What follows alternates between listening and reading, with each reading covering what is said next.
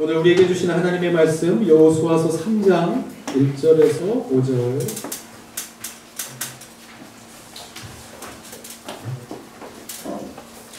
여호수아서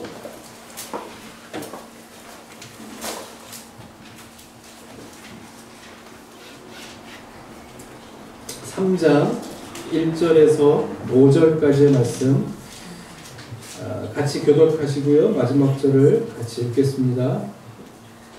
또 여호수아가 아침에 일찍 일어나서 그와 모든 이스라엘 자손들과 더불어 시딤에서 떠나 요단에 이르러 건너가기 전에 거기서 유숙하니라. 하루에 너희들이 진주로 우두하니며 백성에게 명령하여 이르되 너희는 레위 사람 제사장들이 너희 하나님 여호와의 언약궤 매는 것을 보거든 너희가 있는 곳을 떠나 그 뒤를 따르라. 그러나 너희와 그 사이 거리가 2000규리쯤 되게 하고 그것에 가까이 하지 말라. 그리하면 너희가 행할 길을 알리니 너희가 이전에 이 길을 지나보지 못하였음이라. 같이요. 여호수아가 또 백성에게 이르되 너희는 자신을 성결하게 하라. 여호와께서 내일 너희 가운데 기이한 일들을 행하시리라. 아멘. 할렐루야. 예, 오늘도 이 예배 가운데 오신 여러분들을 주님의 이름으로 환영합니다. 읽으신 말씀을 가지고 우리는 그분의 뒤를 따라가야 합니다. 예, 우리는 그분의 뒤를 따라가야 합니다 하는 제목으로 함께 말씀을 나눌 때 오늘도 우리 각자에게 주시는 하나님의 음성을 듣는 귀한 이 시간 다 되실 수 있기를 바랍니다. 우리가 올바른 신앙생활을 하고 있는가 하는 것을 한번 점검할 때 척도가 되는 것이 두 가지 정도 있습니다. 먼저 하나는 감사입니다. 감사. 내게 감사가 있는가. 이 바울이 고백하는 것처럼 나의 나된 것은 오직 주님의 은혜라. 예, 그렇게 고백합니다. 그러니까 바울은 아시는 것처럼 모든 것을 다 가진 사람이었습니다. 배운 것도 가진 것도 많은 사람들이 부러워할 만큼 많은 것을 가진 제대로 가진 사람이었지만 그 모든 것이 다 내게 필요 없다 내려놓을 정도로 주님을 만나고 나서 그래서 결과적으로 자기 인생에 있어서의 고백은 나의 나된 것은 내가 한 것이 아니라 하나님께서 이루신 것이다. 하나님의 은혜라. 그렇게 고백하는 것을 볼 수 있습니다. 그러니까 나의 처음도 끝도 하나님의 은혜 때문임을 믿는 사람에게는 감사가 있습니다. 내가 어떻게 해서 된 것이 아니라 오늘날 내가 여기에 이르게 하신 것도 다 하나님의 은혜라 하는 것이 우리를 풍족하게 하고 우리를 윤택하게 하고 또 뭐라고 할까요? 자신감 있게 하고 또 위로를 얻고 평안을 얻게 하는 것이 다시 한번 생각해 보면 하나님의 은혜로 내가 살고 있구나 하는 고백이 바로 우리로 하여금 그러한 마음을 갖게 하는 것입니다. 그래서 이 은혜의 열매가 뭐예요? 감사입니다. 감사. 모든 것이 감사. 많아도 감사, 적어도 감사. 왜냐하면 그러한 때가 있었지만 그것과는 상관없이 왔거든요. 내가 언제는 많다고 또 이렇게 막 좋아할 때도 있었지만 적다고 또 없다고 고민할 때도 있었지만 불평할 때도 있었지만 그것과는 상관없이 오늘날에 이르게 하신 것은 하나님의 은혜라. 그것을 깨달으면 우리에게 감사가 있고 그래서 감사가 능력이라. 오늘을 이겨낼 수 있는 능력도 감사에서 오는 것이라 그렇게 말씀합니다. 감사의 사람은 가만히 보면 긍정의 사람이죠. 그래서 긍정합니다. 그러니까 부정적이지 않죠. 긍정의 사람은 소망의 사람이고 소망의 사람은 비전의 사람이라 할 수 있습니다. 컵에 이렇게 물이 반이 있으면 반밖에 없네 하는 사람이 있고 또 반이나 있네 하는 사람이 있다고 하죠. 이 두 사람의 삶의 모습이 같을 수가 없고요. 같은 일을 만나도 반응이 같을 수가 없죠. 그리고 결과적으로 이들의 삶은 열매는 다를 것입니다. 그러므로 여러분 누가 비전의 사람이겠습니까? 하나님께 대한 감사가 있는 사람. 거꾸로 이야기하면 감사가 있는 사람. 비전의 사람, 소망의 사람은 하나님의 은혜를 깨달은 감사가 있는 사람이라 할 수 있습니다. 그리고 또 한 가지 우리가 정말 올바른 신앙생활을 하고 있는가 하는 것에 대한 또 한 가지 척도는 회개가 있는가 하는 것입니다. 우리의 삶에 회개가 있는가. 옛날에 그 일기장을 쓰지 않습니까? 매일매일 일기장을 쓰죠. 매일매일 쓰셔도 왜 다 끄떡이세요? 저 일주일에 한 번씩 몰아서 썼기 때문에 매일매일 일기는 매일매일 쓰는 거라고 하더라고요. 근데 이제 늘 숙제를 하다 보면 이렇게 몰아서 쓰게 되고 그렇게 되죠. 근데 일기를 쓰는 가장 큰 목적은 하루를 반성하는 거 아니겠습니까? 그래서 반성 있는 사람의 삶은 또 다를 겁니다. 그것을 우리 믿는 사람들의 용어로 바꾸면 회개가 있는가? 회개가 있는가? 매일매일의 회개도 중요하지만 사실 더 큰 것은 우리의 삶의 인생의 회개가 있는가?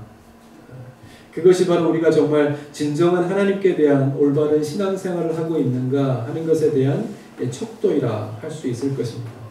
회개가 왜 중요한가 하면 이 회개는요 하나님의 은혜가 고픈 사람만이 할 수 있습니다. 모든 삶 속에서 찾아 헤매했지만 거기에서 내가 갈구하는 것, 내가 원하는 것을 얻지 못하고 그 내가 원하는 것은 하나님께 있다 하는 것을 발견한 사람이 회개를 할 수 있죠. 그래서 그 탕자의 비유에 보면 그렇습니다. 돌아온 탕자를 보면 자신의 분깃을 가지고 나아가서 흥청망청 자기가 원하는 대로의 삶을 살지 않습니까? 그러다가 마지막에 중요한 것은 뭐예요? 돌이켜서 아버지께로 돌아왔다는 겁니다. 그러므로 이 탕자의 비유를 보면 우리가 두 가지 잊어버리지 말아야 될 중요한 포인트가 있습니다. 하나는 이 어디에 있든지 이 탕자는 하나님을 아버지를 기억했다는 겁니다. 잊지 않았다는 거예요. 그래서 아버지를 기억했다는 것이 은혜이죠. 여러분 행복한 시기를 지내고 계십니까? 아니면 어려운 시기를 보내고 계십니까? 근데 우리가 보면 다 나름대로 종류는 크기는 다 다를지라도 다 어려움들이 있지 않겠습니까? 그 어려운 시기를 지내고 있다고 한다고 하면 그 시기에 내게 있어서 어떻게 보면 다시는 돌아올 수 없는 이 시점에 우리가 예수님의 이름으로 예람들 교회에 함께 할 수 있다라는 것이 사실은 하나님의 은혜입니다. 은혜인 줄 믿으실 수 있기를 바랍니다. 그러니까 나는 하나님을 또한 기억할 수 있도록 주님께서 은혜를 주셔서 우리가 이 어려움, 다 나름대로의 어려움이 있는 이 시기에 우리가 주님께 모여서 함께 예배함으로 그것을 극복해 나아갈 수 있도록 하시는 것이 하나님께서 나를 잊지 않으신다라고 하는 증거일 뿐만이 아니라 우리로 하여금 하나님을 잊지 않고 살아갈 수 있도록 하시는 은혜인 것을 우리가 잊지 말아야 합니다.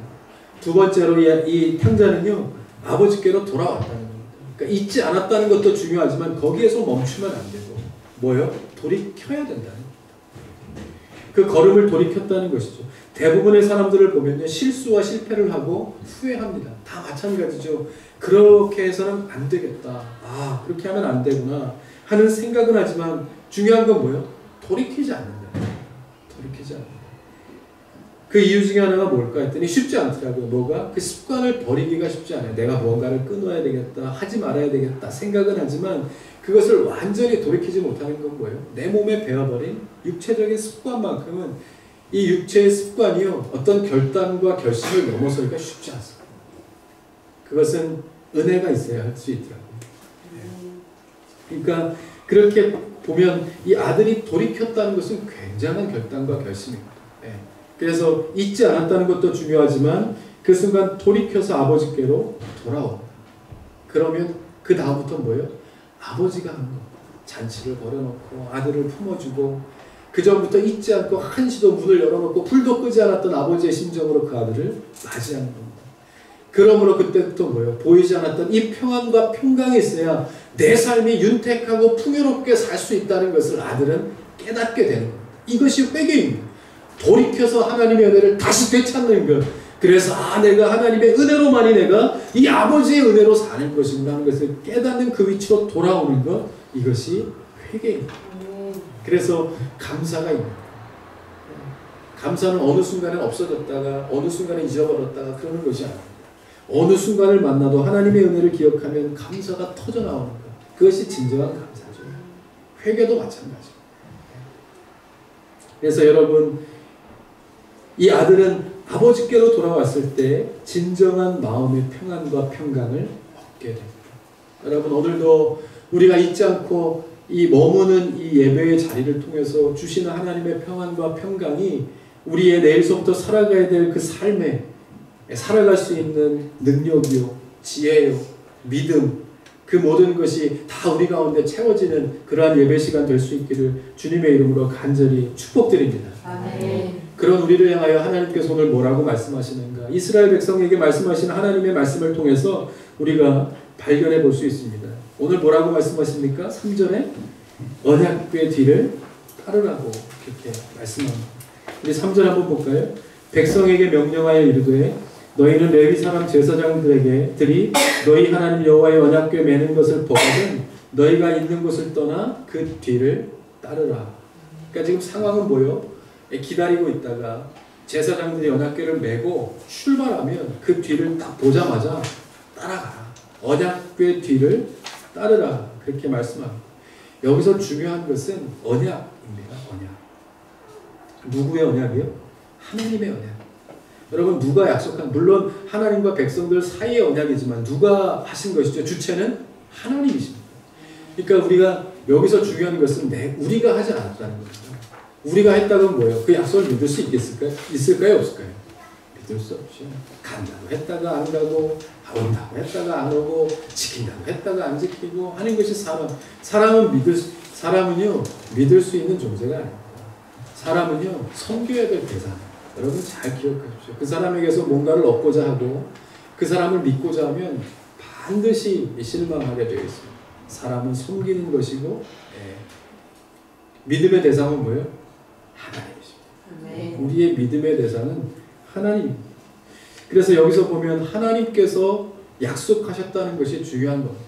변할까요? 안 변할까요? 변치 않습니다. 내가 너를 나의 자녀 삼을 것이다. 하나님의 약속은 변함이 없다는 거예요. 그래서 하나님께서 동분서주 막 찾고 이 방법 저 방법 다 하다가 결국엔 안 되니까 뭐예요? 하나밖에 없는 아들을 주시기까지 그 약속을 지켰다.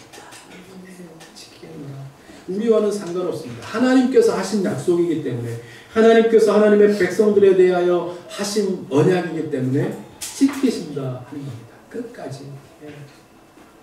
이번 주 청년부 이 로마서 성경 공부에도 나오겠지만 그 하나님의 언약으로 인하여 우리가 영원한 생명을 얻게 된 것입니다. 값없이 받은 은혜라는 거죠. 여기에서부터 출발하는 겁니다. 이 언약에서부터 하나님께서 약속하셨기 때문에 어떠한 방법을 통해서든지 우리를 구원케 하신다는 겁니다. 그러므로 우리는 뭐예요? 믿기만 하면 하나님께서 나를 구원케 하시게 하나님의 자녀 삼아주신다라고 하는 것을 믿기만 하면 그 복음의 능력으로 우리는 살게 된다 하는 것입니다. 그것을 우리에게 약속해 주셨다는 겁니다. 그 약속을 지켜 하나님께서는 이스라엘 백성들을 오늘도 가게 하십니다. 그래서 하나님께서 그 마음으로 오늘도 명령하시죠. 그러니까 이 백성된 증표를 앞세워서 언약궤를 앞세워서 나아가는데 그럼 우리가 해야 될 일은 뭡니까? 우리가 해야 될 일은 그것만 보고 가는 겁니다. 그것이 우리가 해야 될 일인 것을 우리에게 말씀합니다. 그러면 오늘 이스라엘 백성들이 그것을 보고 가는데요. 보고 가다가 또 어려움을 만납니다. 무슨 어려움? 요단강이라는 것을 만나게 되죠. 그러니까 하나님의 약속, 하나님만 믿고 그 말씀에 의존하여 나아가면 다 형통할 것 같고 어려움도 없을 것 같고 다 그런 이 비단길만 같이 이렇게 쫙 열려진 그 길만 갈 수 있을 것 같았는데 그렇지 않더라는 거예요. 그런데 여기서 뭘 말씀하시는 거냐? 우리가 바라봐야 할 것과 바라보지 말아야 할 것에 대해서 분별하여 말씀하시는 거예요. 장애물이 앞에 있는데 하나님께서는 거기에 대해서 말씀하지 않아요. 뭐라고 말씀해요? 언약궤를 바라보라고 말씀해요. 언약궤를 바라보라. 장애물을 넘으려면 저 뒤에 가면 높은 내가 그동안에 몇십 년 동안 키워놓은 나무가 있으니까 잘라. 옆에 보면 도끼가 있을 거야. 그 산 나무꾼들이 나무 하나 놓고 간 도끼가 있을 것이요. 그것을 가져다가 찍어. 그러면 넘어질 것이요. 그것을 가져다가 묶고 옆에 끈이 없어? 옆에 봐. 끈이 있을 거야. 앉아. 이러면서 그렇게 말씀하시지 않았다. 뭐요? 언약궤 뒤를 무시하시는 거예요. 우리의 삶의 상황에 맞는 장애물들은 하나님이 보이지 않아요. 그걸 보지 말고 지금 요단강은요. 안 볼 수 없는 상황이 아니에요. 곡식을 거두는 시기였기 때문에 강물이 언덕까지 넘쳐 홍수가 범람할 정도의 시기라 그렇게 설명해요. 당시 급물살이 많았던 요단강을 건넌다 200만 명이 넘는 남녀노소 총 합쳐서 450만 명이 넘는 다른 이렇게 가축들까지 다 합하면 그보다 훨씬 더 많은 수였겠죠. 이 사람들이 그 강을 건너가 하는 것은 불가능한 일이었어요. 그런데 이 요단강은 이 이스라엘 백성들에게는 반드시 건너야 하는 장애물이었죠. 이때 하나님께서 이스라엘 백성들에게 그 작전을 지시하십니다. 뭐라고요? 언약궤를 따르라. 여러분, 언약궤만 따라가면 감당할 수 있는, 우리가 바라볼 때 이 문제의 해결은 하나님을 바라보는 것, 언약궤를 바라보는 것. 그래서 여러분, 이것을 넘어간다라고 우리가 표현하지만요, 넘어가게 하시는 거예요. 여러분, 정확하게 알아야 합니다. 우리가 사는 것은 우리가 사는 것이 아니에요. 사라지게 하나님께서 은혜를 주셔서 사는 것임을 깨닫는 것이 은혜입니다. 이 장애물을 극복하는 것은 이스라엘 백성들이 극복하는 것이 아니에요. 극복하게 해주시는 거예요. 그래서 믿음도요, 어떤 사람은 얘기하더라고요. 제가 믿어지게 한다. 설교할 때 믿어지는 역사가 있게 해주십시오라고 하니까 제가 그거 많이 혼났어요. 왜냐하면 믿어진다라는 것을 국어사전에 찾아보십시오. 있습니까? 없습니까? 없어요. 믿어진다라는 표현은 없어요. 믿다가 있지. 근데 그것은 국어적인 표현이죠. 신앙적인 표현은 저는 아무리 생각해도 믿어지다가 많아요. 제가 이거 갖고 얼마나 선배한테 혼났는지 몰라요. 야, 믿어지는 게 뭐야? 믿다. 국어사전은 없어. 근데 신앙은 국어가 아니에요. 내가 믿는 거지. 내가 믿는다고 해서 믿어지지 않아요. 반은 내가 믿음의 결단이 필요하지만 반은 나를 만나주시는 하나님의 은혜가 있어야 되는 거예요. 그 부분이 믿어지게 하시는 하나님의 은혜예요. 그러므로 우리가 구할 것은 뭐예요? 내가 하나님 믿겠다라고 하면 믿어지는 은혜를 달라고 하나님 앞에 기도하셔야 돼요. 네. 믿어지는 은혜, 감사가 유지되는 은혜. 이렇게 됐다가 저렇게 됐다가 넘어졌다 없어졌다는 감사가 아니라 어느 순간에든지 그 상황을 극복할 수 있는 감사, 그 상황을 극복할 수 있는 회개가 내 안에 있게 해주십시오라고 하는 하나님의 은혜를 구하는 기도가 있어야 된다, 네, 하는 겁니다. 그러므로 하나님께서는 그걸 구하신 거예요. 너네가 넘어가는 게 아니야. 내가 넘어가게 해주는 거다 라는 것을 깨닫기 원하시는 하나님의 마음이 있었다는 겁니다. 그러면 다른 말로 해서 언약궤를 바라보며 사라지게 하는 삶을 살려면 어떻게 해야 됩니까? 네. 언약궤를 바라보는 삶이란 무엇입니까?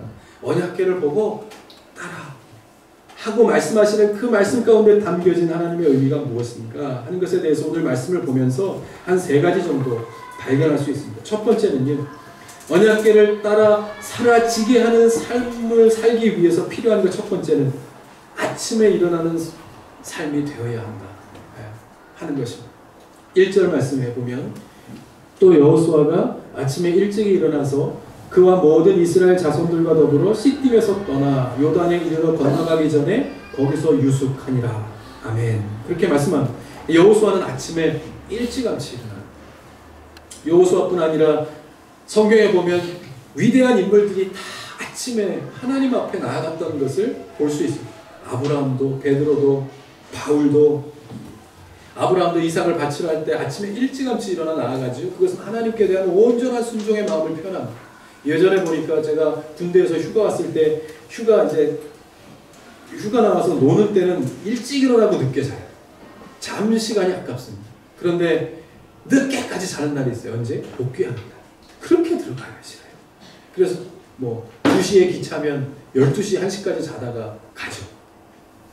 그렇게 내가 감당하기 이렇게 싫은 일들은 이렇게 맞닥뜨리기 싫은 것인데 아브라함은 이삭을 바치라는 그 사명 앞에서 아침에 일찌감치 일어나 차비를 차리고 떠납니다. 그것은 뭐예요? 그 말씀에 온전히 순종했던, 자기의 것은 아무것도 없고 하나님 것으로 온전히 충만했던 아브라함의 마음을 그대로 표현해 주는 거죠. 일찍 일어나 하나님 앞에 머문다는 것은 무엇입니까? 내 계획이 있지만 하나님의 음성을 들어야 그것을 실천할 수 있다라고 하는, 거기에 대한 온전한 신앙인들의 고백이 거기에 담겨 있습니다. 그래서 보면 여호수아가 한번 어쩌다 아침에 일어난 게 아니에요. 이제 전쟁이 눈앞에 있으니까 어쩌다 잠이 깨서 잠이 없어서 그래서 하나님 앞에 나아간 것이 아닙니다. 여호수아 6장, 7장, 8장에 계속해서 보면 아침에 첫 시간을 하나님 앞에 나아 예배했던 이 여호수아의 모습을 그대로 볼 수 있습니다. 시편 46편 5절에 이렇게 말씀합니다. 하나님이 그 성중에 계시네 성이 흔들리지 아니할 것이라 새벽에 하나님이 도우시리도다. 아멘. 새벽 이른 아침에 일어나 하나님의 말씀을 듣고자 했을 때 하나님은 시인에게, 이 시편 기자에게 인생의 장애물인 요단강을 어떻게 건너야 하는가, 무슨 능력으로 어떻게 어떠한 마음으로 건너야 할지에 대해서 하나님께서 말씀을 주시고 위로하시고 그리고 능력을 주시고 지혜를 주셔서 갈 수 있게 해주셨다 하는 것을 그대로 고백합니다. 새벽에 하나님이 나를 도우실 것이라. 허드슨 테일러도 이렇게 고백합니다. 나의 헌신과 행복의 비결은 하루를 어떻게 시작하느냐에 달려있다. 연주자는 음악회가 시작되기 전에 악기를 조율합니다. 음악회가 끝난 뒤 조율한다면 어리석은 일이겠지요. 나는 아침에 일찍이 일어나면 하나님의 뜻에 내 생각을 맞추는 일부터 시작합니다. 그러면 인생이 보람되고 행복해집니다. 이렇게 이야기했다고 합니다. 여러분, 두 가지요. 하나는 물리적인 시간을 드리는 겁니다. 새벽에 일어나 하나님 앞에 첫 시간을 드린 이 사람들을 통해서 우리에게 주시는 도전이 있을 겁니다. 아무 세상의 소리가 다 끊겨진, 그래서 모든 것을 끊고 듣지 않고 하나님 앞에 드려지는 그 시간을 갖기가 너무 어려운 이 시간에 언제 하나님 앞에 조용하게 나아가겠습니까? 그것은 핸드폰이 울리지 않는 새벽의 시간. 그 시간에 하나님 앞에 나아가 하나님과 나만의 시간을 갖는 것, 그것만큼 우리에게 영성을 유지하고 하나님의 마음을 갖는데 중요한 시간이 없다 하는 것을 우리에게 그대로 가르쳐줍니다. 그러나 이러한 말씀을 나눌 때 내 마음의 심정에서 진솔한 마음으로 아멘을 할 수 없는 여러분들의 마음을 저는 너무나도 잘 알죠. 그렇지 않습니까? 그럴 수 없는 것도 있죠. 그러나 여기서는 또 두 번째 의미가 있다라고 하는 것. 하나는 물리적인 시간의 첫 시간도 중요하지만 두 번째 뭐예요? 마음의 첫 시간. 내가 하루를 시작할 때 어떤 분들은 아침에 자고 밤에 일어나시는 분들도 있잖아요. 그죠? 그러니까 사람마다 다 틀리니까 그러면 나는 언제 하나님 앞에 첫 시간으로 삼을 것인가? 내가 운전을 하는 사람이면 운전대에 아파서 가장 먼저 하나님 앞에 기도하고 오늘도 나를 지켜주십시오. 오늘도 무사하게 모든 일들을 잘 또 어디 직장에 출근해서든 내 자리에 앉아서 가장 첫 시간 인터넷을 켜지 않고 하나님 앞에 내 모든 것을 하나님 앞에 맡기는 기도로서 내 하루를 열다고 하면 그것이 바로 하나님께서 기뻐하신 여호수아가 아브라함이 베드로가 하나님 앞에 드렸던 그 첫 시간, 하나님이 기뻐하시는 그 첫 시간이 되지 않겠습니까? 그렇게 살아가는 저와 여러분 되실 수 있기를 바랍니다. 아멘. 왜냐하면 이것은 그대로 증거해 줍니다. 이 새벽의 능력은요 정말 있는 것 같아요. 제 주위에도 새벽을 깨우면서 하나님의 응답을 얻고 또 하나님의 계획하신 가운데 한 걸음 한 걸음 나아가는 사람들을 볼 뿐더러 우리 한국교회도 그렇죠. 제가 지난주에도 말씀드렸지만 이 우리 교회가 있는 것도 사실은 출발을 계속 따지고 가다 보면 그 어떤 사람 알지도 못하는 분의 새벽에 그 하나님 앞에 새벽에 나아가서 기도했던 그 기도를 통해서 오늘날의 한 교회 한 교회가 세워지고 하나님의 사역 가운데 쓰임받게 되어진 그 시작인 줄 누가 알겠습니까? 예전에 부활주일날 저희 어머니가 저를 깨워서 제 손을 붙잡고 막 옷을 입혀서 잠도 안 깬 저를 막 끌고 막 한참을 걸어서 부활절 새벽에 연합 예배를 드리는 그 여의도 광장에 막 수만 명이 모여서 막 찬송하는 그 찬송이 저는 지금도 잊을 수가 없죠. 그 신선한 신앙적인 충격이 지금도 고비고비를 넘어가게 하는 그 새벽의 능력이 되는 줄 모릅니다. 여러분, 우리가 만약에 이러한 어려움 가운데 있고 문제가 있다고 하면 그 상황을 바라보지 않고 하나님을 바라보는 그 시간을 하나님께서 우리에게 원하시는지도 모릅니다. 그 은혜 가운데 한번 오늘도 고백하고 그 자리를 다시 한번 또 회복하고 나아가는 저와 여러분 되실 수 있기를 바랍니다. 첫 번째가 아침에 일찍 일어나는 것이라고 하면 두 번째는 언약궤 뒤를 잘 따르기 위해서 필요한 것은 이 기다림의 시간이 우리에게 필요하다는 것을 말씀을 통해 우리에게 주십니다. 1절 하반절부터 2절까지 보면 시딤에서 떠나 요단에 이르러 건너가기 전에 거기서 유숙하니라. 그러니까 거기 머물렀다는 거죠. 그리고 나서 그 다음에 보면 사흘 후에 관리들이 진중으로 두루 다니며 이렇게 2절을 시작합니다. 그러니까 무슨 말입니까? 여호수아는 지금 급할까요? 안 급할까요? 급합니다. 정탐꾼을 보내서 막 거기에 거민들이 있고 막 거인과 같은 사람들이 있고 이제 하나님께서 이미 이 목전까지 차지할 땅을 목전까지 올 수 있도록 해주셨으니까 어떻게 해서든지 가서 이제는 빨리 그들이 우리가 왔다는 것을 알기 전에 쳐야 합니다. 전쟁은 타이밍이지 않습니까? 인생은 타이밍인데 가서 쳐야 하는데 지금 조급할 수밖에 없죠. 근데 거기에 뭐예요? 진을 치고 기다렸다는 거예요. 그래서 거기에서 여호수아는 3일의 시간을 갖습니다. 급하고 중요한 일이지만 먼저 하나님 앞에 머무는 시간이 우리에게 얼마나 중요한 것인가 하는 것에 대해서 그대로 보여주고 있는 것입니다. 우리 민족은 뭐 더 이상 이야기하지 않아도 부지런하고 정말 빠른 민족이죠. 어디 세계 어느 나라를 가봐도요, 우리나라가 정말 편하다. 인터넷도 그렇고 뭐도 그렇고 다 모든 면에 있어서 너무 잘 돼 있고 편하다 하는 것을 알 수 있습니다. 또 한 가지, 어디 가나 빨리빨리는 다 하더라고요. 빨리 말해서 다 알더라고요. 빨리빨리 그래서 다 알더라고요. 그러니까 그만큼 그 민족성이 우리로 하여금 전쟁 후에 어려움들을 잘 극복하고 빠르게 극복하고 지속적인 발전을 이루어 올 수 있도록 한 원동력이 된 것일 수도 있죠. 그러나 보면 획기적이고 창조적인 보다 더 위대한 어떤 에너지는 어디에서 나올까요?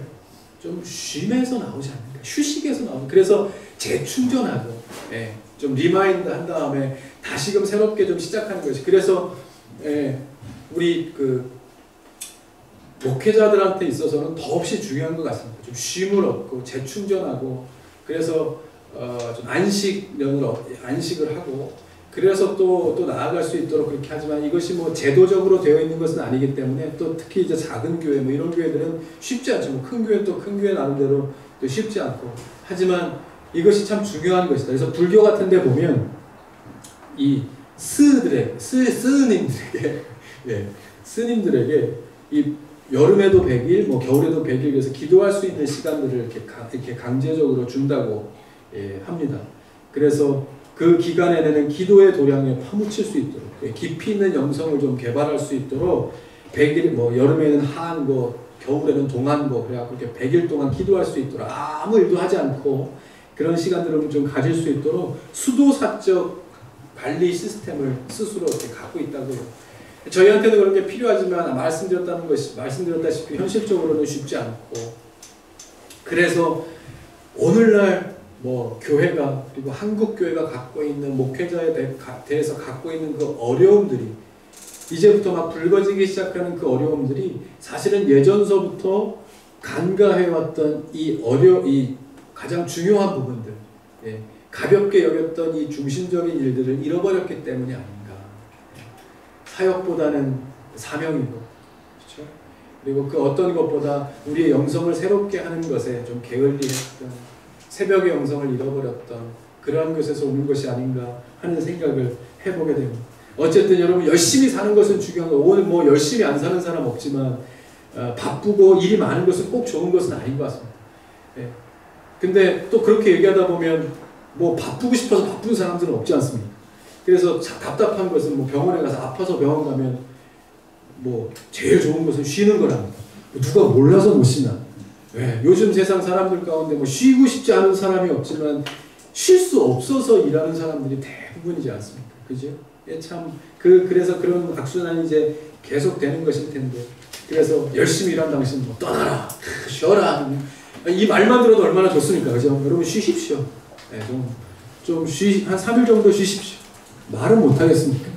쉬십시오. 좀 공부도 내려놓고 좀 쉬십시오. 이 말만으로라도 얼마나 쉼이 참 좋은 것인가 하는 것에 대해서 알게 되죠. 그렇게 보면 하루에도 또 일주일에도 또 언제든지 하나님 안에서 나를 다시 한번 돌아보고 영혼의 쉼을 얻는 시간이 얼마나 우리에게 중요한가 하는 것에 대해서 오늘 이 말씀 우리에게 주고 계신 겁니다. 중대한 전쟁을 앞두고 아까도 얘기했지만 다시 전열을 놔두고 이 분위기가 꺼지기 전에 빨리 공격하여 사람들이 눈치채기 전에 우리의 작전을 눈치채기 전에 빨리 가서 그 나라를 쳐서 얻어야 되는 이 중대한 시점에서 뭐요? 여호수아는 기다린다. 이것이 이스라엘 백성들에게는 다른 사람들은 몰라도 이스라엘 백성들에게는 아주 중요한 경험이 되었을 겁니다.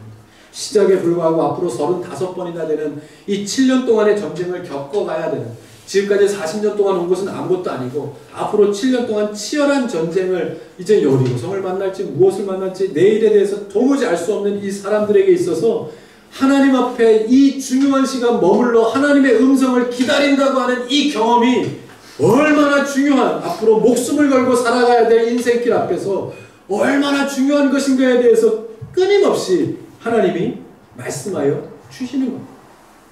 주시는 겁니다. 구약에도 이러한 비슷한 말씀이 나오죠. 사울은요, 하나님께서 택하신 이러한 사람이 없더라 하는 평가 아래 세워진 왕입니다. 그러함에도 사울이요, 나중에 가면 점점 사람이 변하여 갑니다. 하나님을 떠나면 눈이 가려지고 귀가 가려지고 하나님을 떠날 수밖에 없게 되는 겁니다. 그래서 사울이 마지막에는 어떻게, 아말렉을 전쟁을 앞두고 이제 예배를 드리고 제사를 드리고 전쟁하러 나가야 되는데 사무엘이 오질 않는 겁니다. 빨리 제사를 드리고 나가야 되는데 지금 막 사기가 충전했고 똑같은 상황입니다. 앞에 적들이 아말렉이 이제 우리의 작전을 알면 안 되고 이제 지금 이 사기가 충전했을 때 나가서 싸워 이겨야 되는데 사무엘이 오질 않는 거예요. 기다리다 어떻게 해요? 사울이 제사를 드려버립니다. 제사가 딱 끝날 때쯤 사무엘이 등장해요.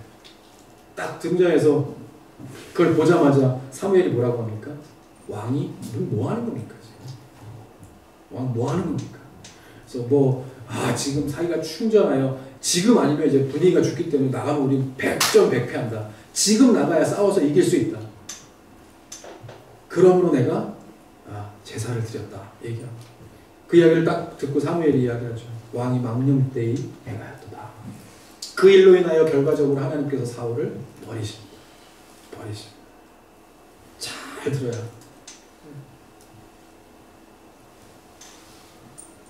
여기에서도 마찬가지 여호수아는 무엇이 중요한 것인지 알았습니다.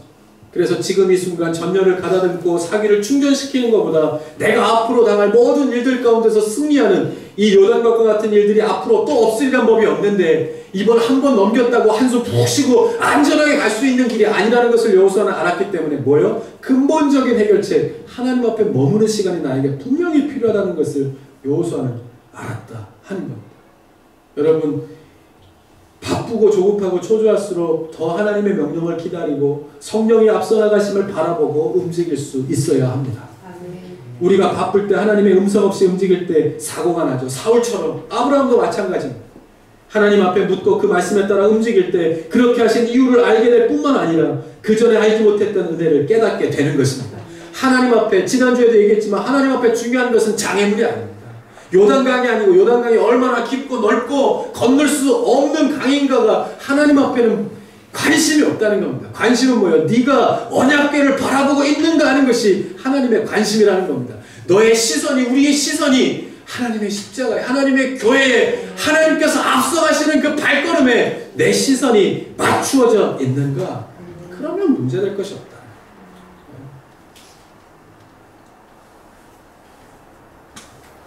우리가 하나님보다 앞서지 않는가. 그것에 대해서 이제 세 번째로 하나님께서 우리에게 말씀하시는 것이 있습니다. 세 번째는요, 뭐예요? 언약궤들을 잘 따라가는 삶이 되기 위해서 필요한 것은 하나님과의 거리를 유지하는 것. 거리를 잘 유지하는 것. 2절에서 4절까지 말씀 한번 보겠습니다. 사흘 후에 관리들이 진중으로 두루 다니며 백성에게 명령하여 이르되 너희는 레위 사람 제사장들이 너희 하나님 여호와의 언약궤 매는 것을 보거든 너희가 있는 곳을 떠나 그 뒤를 따르라. 그러나 너희와 그 사이 거리가 2000규빗쯤 되게 하고 그것에 가까이 하지는 말라. 그리하면 너희가 행할 길을 알리니 너희가 이전에 이 길을 지나보지 못하였음이니라 하니라. 아멘. 3일의 기다림을 통해 하나님께서 말씀하신 것입니다. 하나님께서는 그 기다림의 마음에 반드시 응답하십니다. 기다리고 하나님 앞에 머무는 그 시간이 무료하고 지루하고 그랬을지라도 하나님 앞에 머무는 그 끝에는 반드시 응답하심이 있다는 것을 말씀해 주는 것입니다. 어떻게 해요? 오늘 뭐라고 말씀하십니까? 그렇게 듣게 된 하나님의 말씀으로 이 장애물을 어떻게 극복해야 되는가에 대해서 우리에게 말씀하여 주시는데 그 중에 하나는 일정한 거리를 두고 따라오라. 그렇게 말씀합니다. 아니 따라가면 됐지 뭐 그게 중요한 거죠. 바짝 따라가는 게 좋죠. 왜냐하면 바로바로 움직이니까. 이게 일정한 거리를 두고 따라가는 게 얼마나 힘든데요. 제가 군에 있을 때 훈련소에서 맨 앞부대하고 제가 16부대였으니까 한 50명 60명씩 한 부대씩 이루어서 제가 16번째 제가 키가 제일 컸으니까 제일 뒤였거든요. 그러니까 16부대 중대 맨 뒷줄이 저였어요. 그러니까 얼마나 힘드냐면 앞 사람이 걸어가면 저희는 뛰어야 되고 앞 사람이 뛰면 저희는 거의 100m 달리기를 해야 돼요. 그러니까 쉴 적이 없었어요. 앞에서 도착해서 쉬고 있으면 우리가 도착할 때쯤엔 출발해갖고 출발했어야 됐어요. 그러니까 뒤에서는 또 이렇게 앞에는 이렇게 착착착착 이렇게 움직이면 되지만 뒷사람들은 막 뛰어가갖고 이렇게 줄 맞춰야 돼요. 무슨 말씀인지 알죠? 맨 뒤에서 따라간다는 일정한 거리를 두고 따라간다는 것이 어려운 일입니다. 근데 굳이 하나님께서 그냥 바짝 따라가면 더 쉬울 텐데 일정한 거리, 이 거리에 대해서 말씀하시는 이유가 무엇이겠는가 하는 것입니다. 네. 여러분 언약궤가 앞서간다는 것은 뭐예요? 하나님께서 인도하신다. 우리를 친히 인도하시겠다라고 하는 말씀입니다. 거리를 두겠다는 것은 뭐예요? 우리가 있어야 할 위치를 잊지 말고 반드시 지켜야 할, 있어야 할 위치를 우리에게 정확하게 가르쳐 주시는 것입니다. 앞서지도 말고, 그래서 뒤쳐져서 갑자기 딴 거 보다가 잃어버리지 말고 긴장하고 경외하면서 두렵고 떨리는 마음은 세상에 대하여 상황에 대하여 요단강을 바라보고 가질 마음이 아니라 너를 인도하는 하나님께 대한 조급함과 이 초조한 마음은 내가 하나님을 잃어버릴까? 어떻게 하면 저 언약궤를 잃어버리지 않을까? 하는 조급하고 초조한 마음을 유지하면서 경외심을 가지고 반드시 그 길을 유지하면서 언약궤를 잊지 말고 따라오라는 하나님께서 지정해 주시는 삶의 위치인 겁니다. 그 자리를 지키면 뭐예요? 잃어버리지 않을 것입니다. 그 자리를 지키면 뭐예요? 언약궤가 너의 인생을 인도할 것이다. 할렐루야. 약속입니다. 그리하면 너희 행할 길을 알리니. 여러분이 행할 길을 아십니까?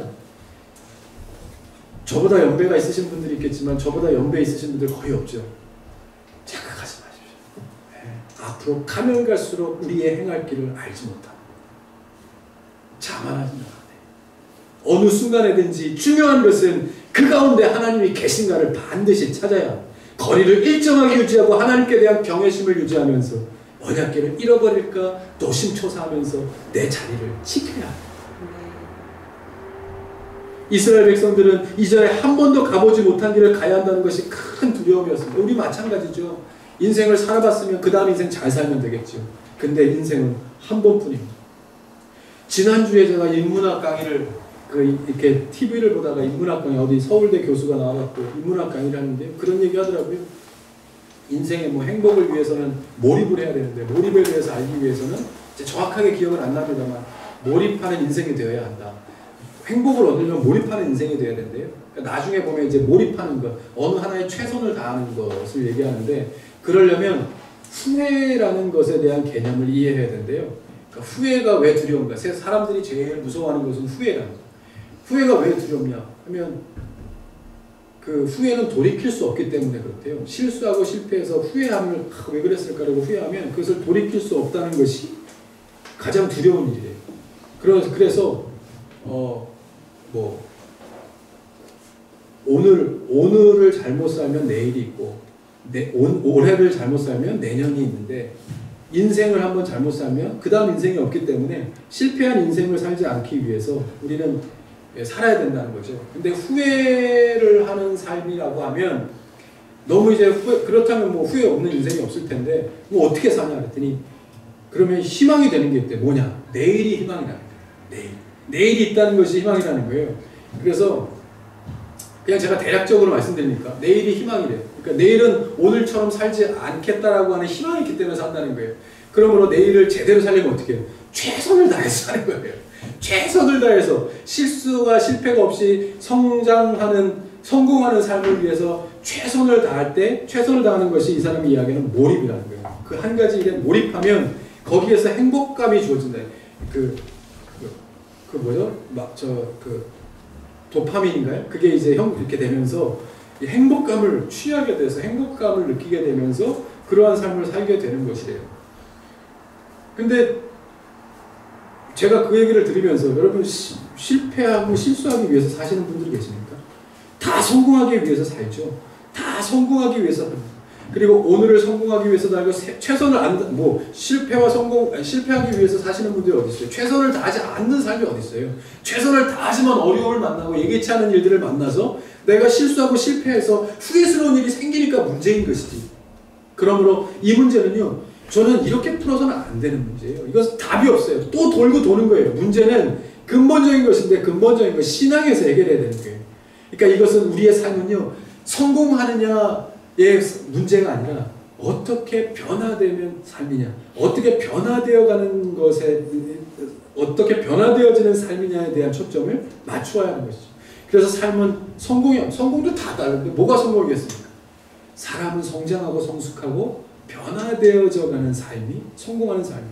제가 예전에도 말씀드렸지, 그래서 우리가 사는 삶은요, 내가 오늘도 하루를 잘 살았다는 건데 온전한 의미는 잘 사는 게 아니에요. 조심히 산 겁니다. 아무 일도 없이 살았다 하는 것이겠죠.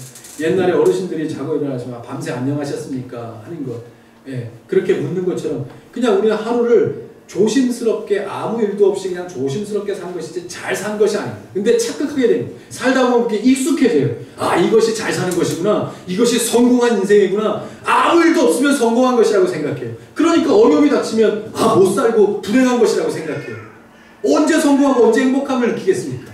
그것은 내가 최선을 다하는 거, 어디에 몰입해서 그것에 대해서 얻는 것, 얻으면 그 다음은 어떻게 하시겠어요? 또 다른 것을 얻어야 되잖아요. 다 아시잖아요. 그것으로 언제 우리가 만족감을 얻고 살겠느냐 하는 거예요. 그것이 아니라 우리의 삶의 행복은 어디서? 변화에서. 예. 그래서 전에도 얘기했지만요, 하루를 살고 우리가 조심스럽게 사는 인생에서 머물지 않고 더 나은 삶으로 나아가는 비결은 어디에? 하나님께 있습니다. 하나님께 있습니다.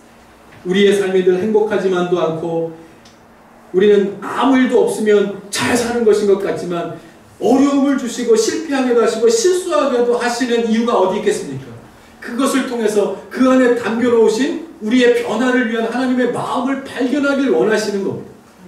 그래서 우리가 조금 더 다른 마음, 회개가 있고, 그래서 회개를 하니까 이 실패와 실수도 다시 한번 회복되어지고, 그러니까 하나님의 은혜를 깨닫고, 그래서 감사가 이 모든 장애물을 넘어가는, 어떤 것이 주어져서 행복감을 느끼는 것이 아니라 하나님의 은혜로 인하여 내가 변함없는 감사가 있다는 것이 진정한 능력이구나 하는 것을 자꾸 알게 하면서 살아가도록 만드는, 그래서 우리가 하나님 안에서 주시는 평강을 누리고 평안을 누리는 삶이 정말 잘 사는 삶이구나 하는 것을 알게 하시는 그런 하나님의 마음이 여기에 담겨있다 할 수 있는 겁니다.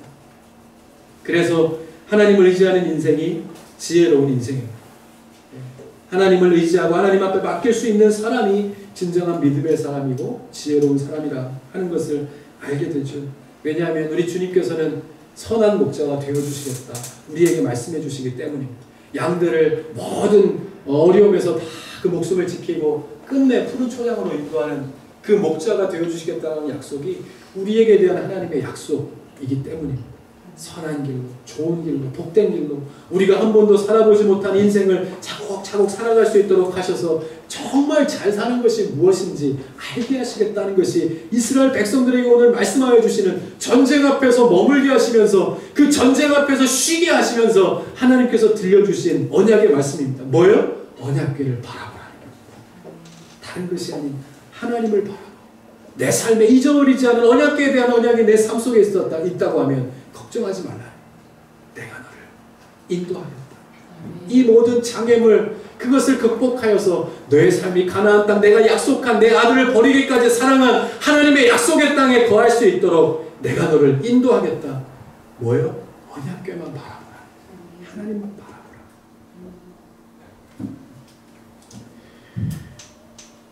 하나님 사랑하시는 성도 여러분, 그러므로 우리는 언약궤만 바라보면서 그 뒤를 따라가야 합니다. 하나님께 앞장서 계심을 놓치지 않고, 하나님께서 앞장서서 계심을 놓치지 않고, 오직 좌회전하셨나 우회전하셨나 그것만 바라보면서 그 거리를 유지하며 더 앞서지도 않게, 하나님보다 내가 앞설까, 뛰어가다 보면 하나님보다 앞설까, 아니면 뒤로, 아까도 얘기했지만 구보하다 보면 제 발이 아니에요. 한 20km 이렇게 완전 군장을 메고 막 뛰다 보니까요, 발이 제 발이 아니더라고요. 막 가고 있는데 보니까 제 발이 막 가고 있어요. 이거 내 의지로 가는 게 아니라 그냥 누가 이렇게 옆에서 툭 치면은 제가 넘어질 수 있을 것처럼 발이 그냥 이렇게 영화 보는 것처럼 발을 막 가고 있어요. 아무도 안 건드렸으면 좋겠어요. 모두가 다 아무 생각 없이 멍하니 앞만 보면 뛰는, 그냥 앞사람 발만 보면 뛰는 거예요. 뛰는데 정말로 뭐 얘기하려고 얘기했죠? 하여튼 막 그냥 앞만 보고 가는 거예요. 내 삶 속에 그렇게 하나님을 바라보는 이 초점이 흐려졌다고 하면 다시 뭐예요? 언약궤를 바라보는 이 신앙의 초점으로 바뀌어져야 된다고 하는 것을 우리에게 그대로 말씀하고 있는 것입니다. 놓치지 말고 누가 뭐라 하든지 무슨 일에 닥쳐와도 그 하나님의 언약궤만 바라보면서 가야 합니다. 보이지 않으면 멈춰서야 합니다. 절대로 더 가지 않고 앞서가자. 그 얘기하려고 했죠. 제가 그렇게 뛰다 보니까 앞사람보다 앞서갈 때가 있어요. 줄을 맞춰가야 되는, 종과 횡을 맞춰가야 되는데 저도 모르게 제가 뛰는 게 아니니까 앞서갈 때가 있어요. 야야 그러면서 이렇게 다시 제자리를 찾고, 왜 내가 뛰는 게 아니라니까요. 그냥 막 뛰는 걸 어떻게 해. 근데 그렇게 가지 않고 보이지 않으면 멈춰서 묻고 다시 음성을 듣고 찾고 따라가는 삶이 되어야 우리가 요단강과 같은 이러한 문제를 한 번 넘었다고 해서 아무리란 법이 어디 있겠습니까? 또 옵니다. 요단강에 5배, 10배, 100배 되는 그러한 일들을 우리는 수도 없이 만나야 될 것입니다. 그럴 때 내 안에 그 일들 가운데 하나님이 계신가 하며 먼저 앞장서 가시는 그분을 따라가는 그러한 저와 여러분들의 삶이 될 수 있기를 바랍니다. 찬송가 384장에 보면 이렇게 고백하죠. 나의 갈 길 다가도록 예수 인도하시니 내 주 안에 있는 긍휼 어찌 의심하리요. 믿음으로 사는 자는 하늘 위로 받겠네. 무슨 일을 만나든지 만사형통하리라. 무슨 일을 만나든지 만사형통하리라. 무슨 일을 만나든지 만사형통하는 것은 뭐예요? 예수님께서 나를 인도하시기 때문이라 하는 믿음의 고백입니다. 여러분, 우리는 정말 어디로 가야 할지 잘 모를 때가 많죠. 요단강을 건너는가 싶으면 더 굳게 닫힌 초롱성과 같은 여리고를 또 만나게 될 것이고, 작지만 강한 맹수도 만나고, 또 칠흑과 같은 어두움, 추위와 모든 것들을 다 비바람을 만나기도 하죠. 그것이 바로 우리의 인생의 그림을 그대로 그려주는 것인지도 모릅니다. 그러나 그 인생의 앞에 이렇게 앞서가시는 하나님을 우리가 잊지 않는다고 하면 그 우리에게 약속하시는 하나님의 약속은 이것이 요한일서 5장 4절 무릇 하나님께로부터 난 자마다 세상을 이기느니라. 세상을 이기는 승리는 이것이니 우리의 믿음이라. 아멘. 믿음을 굳게 하고 오늘도 언약궤를 바라보라. 앞장서 가시는 하나님이 우리의 삶에 앞장서 가시니까 그분을 잊어버리지 않고 거리를 유지하며 나의 가장 첫 시간 하나님 앞에 드리며 그분을 쫓아가는, 늘 경외하는 마음으로 그분을 쫓아갈 때 그 어떠한 난관도 이기고 약속하신 땅에 이르게 하실 그 은혜를 오늘 우리에게 주십니다. 그 은혜를 붙들고 우리의 삶으로 나아가는 저와 여러분 다 되실 수 있기를 바랍니다. 아멘. 우리 주신 말씀 기억하면서 찬송가 384장 나의 갈 길 다가도록 주신 가사 기억하면서 한번 고백하는 마음으로 우리 한번 찬양합시다. 나의 갈 길 다가도록 예수 인도하시니 내 주 안에 있는 긍휼 어찌 의심하리요. 믿음으로 사는 자는 하늘 위로 받겠네. 무슨 일을 만나든지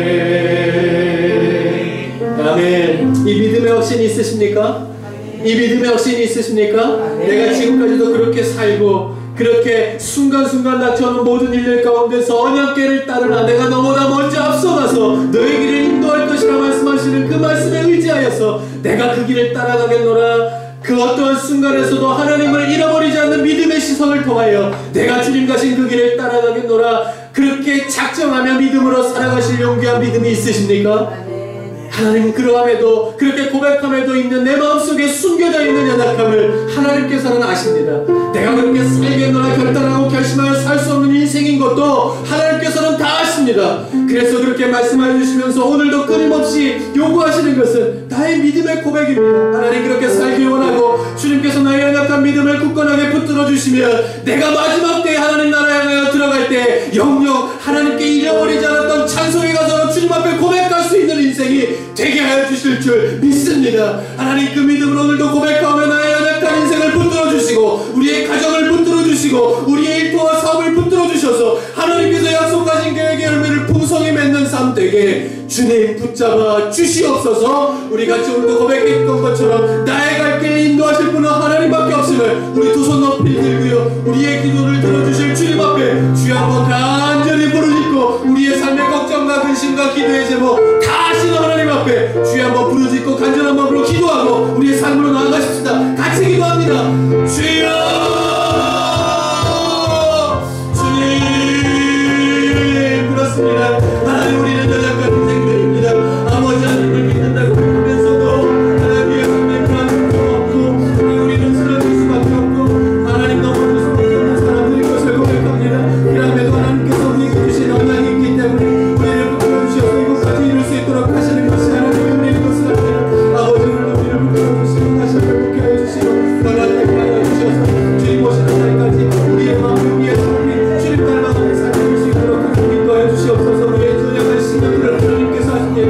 아버지 그래서 그 신령들을 붙들어 주시고 위로하라 해주시고 하나님께서 또 가뿐하게 붙들어 주셔서 아버지 이렇게 성장하고 예수 그리스도를 닮아가는 모습 가운데 살아가는 걸 주님께서 볼 수 있도록 하나님 인도하여 주시옵소서. 우리는 연약한 인생입니다. 저들 넘어질 수밖에 없고 당할 수밖에 없지만 하나님께서 믿음을 주시고 믿음 가운데 살아가면 합니다. 아버지께서 도우시고 붙잡아 주셔서 아버지 그러한 우리의 믿음을 통해서 우리의 삶이 다 하루하루 하나님 앞에 가까이 가면서 약속하신 언약의 땅을 향하여 나아가는데 하나님께 대한 믿음이 있으는 일이 있고 언약을 붙들고 나아가는 주님의 백성을 될 수 있도록 인도하여 주셔서 그렇게 살아갈 수 있는 사람들 다 될 수 있도록 아버지 인도하여 주시옵소서.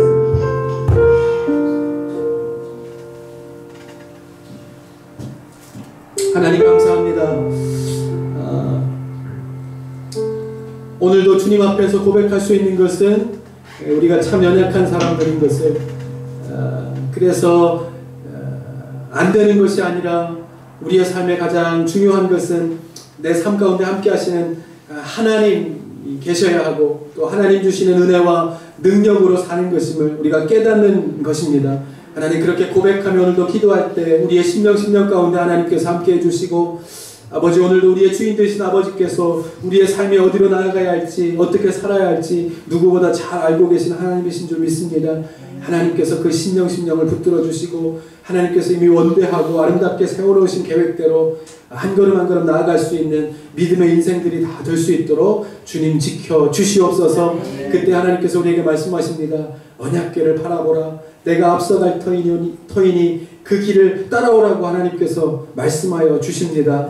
우리가 다른 것을 바라봄이 아니라 우리의 앞에 넘지 못할 산과 또 건너지 못할 강이 있다 할지라도 먼저 앞서가시는 그 하나님을 잊어버리지 않는 믿음의 시선을 통하여 우리가 승리하는 삶을 살게 될 줄 믿습니다. 그렇게 오늘도 주시는 말씀 붙들고 믿음의 결단을 통하여 나아가오매 우리 앞에 있는 모든 장애물이 예수의 이름으로 다 거쳐지게 하시고 하나님 우리 가운데 있는 기도의 제목 마음의 소원들 또 걱정과 근심이 어떤 것인지 하나님께서는 다 아십니다. 하지만 오늘 우리에게 말씀하시는 것 그것에 우리의 믿음의 시선을 두지 않고 하나님을 바라보고 십자가의 능력으로 극복하는 삶이 되길 원하시는 하나님의 마음을 품고 나아갑니다. 하나님 그러한 가정 우리의 자녀 일터 기도의 제목들 다 될 수 있도록 주님 인도하여 주셔서 하나님께서 나의 삶을 그렇게 인도하셨다 고백함이 우리의 입술을 통하여 떠나지 않는 믿음의 고백이 될 수 있도록 그렇게 살아가는 성도들의 삶이 되게 하나님 동행하여 주시옵소서.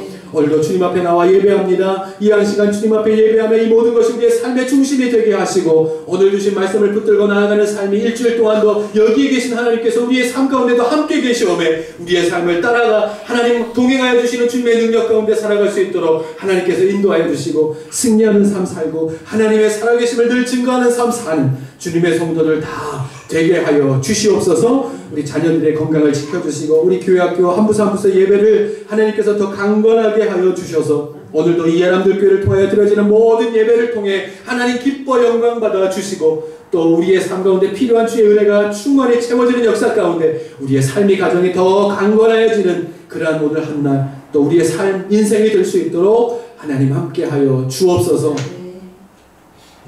이제는 우리 주 예수 그리스도의 은혜와 아버지 하나님의 극진하신 사랑하심과 성령님의 감화감동 역사 충만하심이 오늘도 하나님 앞에 예배합니다. 주님 앞에 드려지는 이 한 시간 드려지는 예배 하나님께서 기뻐 받아주시고 우리의 삶 가운데 필요한 곳곳에 하나님의 은혜가 충만하게 채워져서 우리의 믿음이 띄어지고 우리의 믿음의 귀가 열려져서 말씀하여 주시는 하나님의 음성을 듣고 또 앞서가시는 하나님의 그 인도하심을 잃어버리지 않고 늘 매일매일 주님의 인도하심 따라 살아가는 주님의 성도들 되게 그래서 결국에 머물게 하시는 그곳을 향하여 나아가며 우리의 삶 속에서 드려지는 영영 부를 하나님께 대한 찬송이 끊이지 않는 삶 사는 주님의 백성들 다 될 수 있도록 하나님 함께하여 주옵소서. 소원하는 주의 성도들 위해 이제로부터 영원까지 함께 하시옵기를 간절히 축원하옵나이다. 아멘.